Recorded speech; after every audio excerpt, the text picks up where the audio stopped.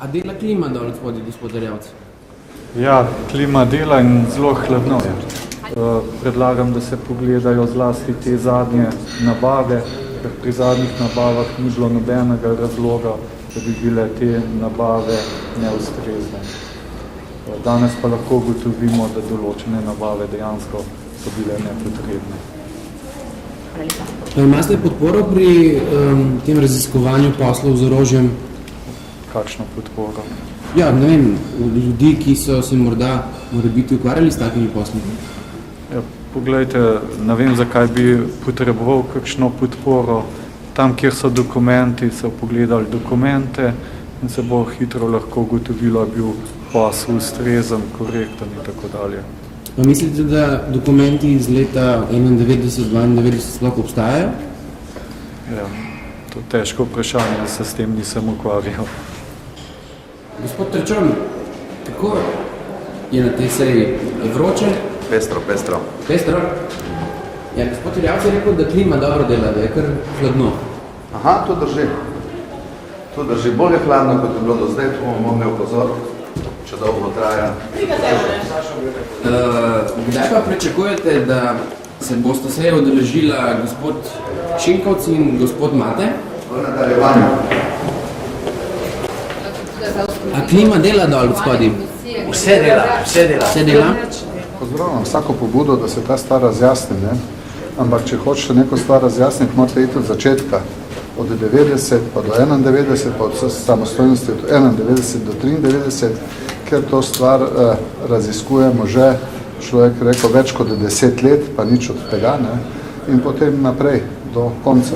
Ali mislite, da obstajajo dokumenti iz leta 91, 90, 92 o nakupih in trgovini z orožjem? Nekaj, ja, nekaj ne. Kje pa mislite, da se nahajajo? Ja, jaz vem, kje se nahajajo določene stvari, ne. To je najmanj na Ministrstvu za obrambo, to so najmanj v zapisnikih komisije, ki so se ukvarjali v trgovini z orožjem. Ta stvar je arhivirana v arhivu Državnega zbora in tudi precej te dokumentacije je v Komisiji za nadzor varnostno-obveščevalnih služb. Pa mislite, da so to edini dokumenti, ki obstajajo v Sloveniji? Ne, zagotovo ne. Kje pa mislite, da bi lahko bili tisti, ki obstajajo, pa niso na Ministrstvu za obrambo?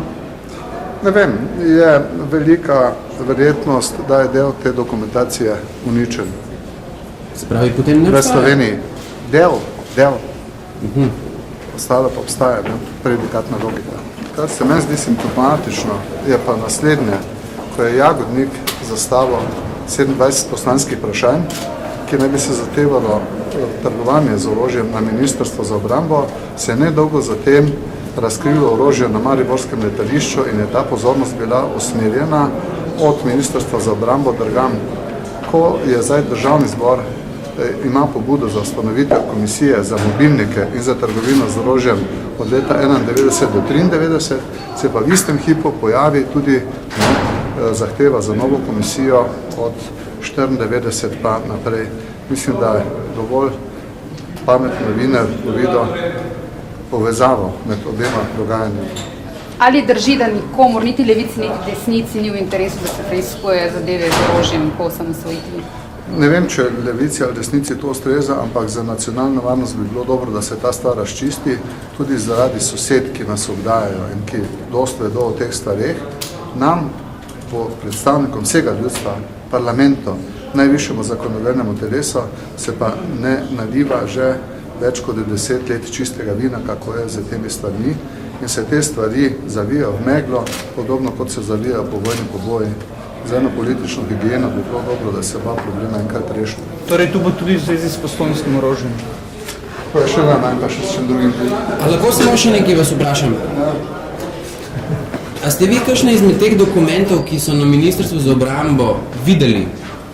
Osebno? Ja? Skoraj vse. A pa so morda v teh dokumentih zapisana kakšna imena, ki naj bi se zdaj tudi pojavljala pri podjetju Rotis oziroma pri Patriji? Stvar preiskovanja komisije je, da komentiramo.